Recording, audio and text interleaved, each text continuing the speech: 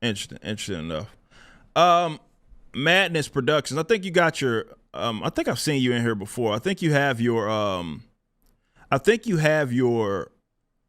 And I'm gonna say this one final time. I think you have your timeline messed up there. There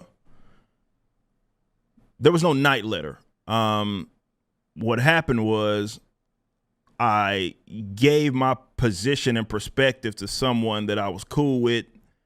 We talked about it, and then it was over with. And then when the person found out that it was maybe a little more advantageous for some reason, 2 months later, they brought it up.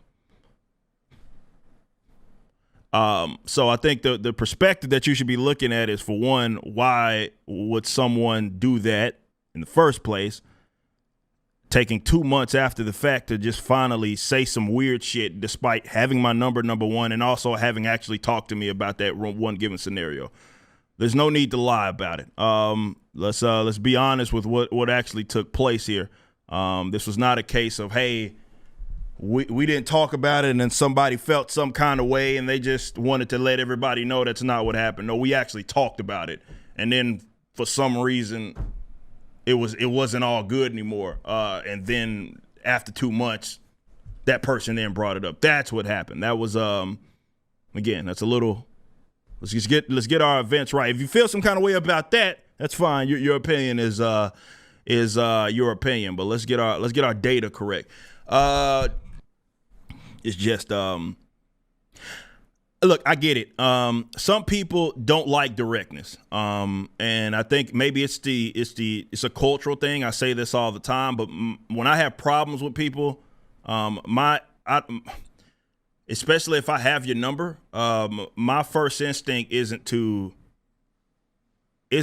talk to another person about it. It's to go directly to that person. And I understand that may throw some people off. That some people feel some kind of way. If I say, hey, I'm offering you a courtesy here, that's not being reciprocated, but I will act accordingly.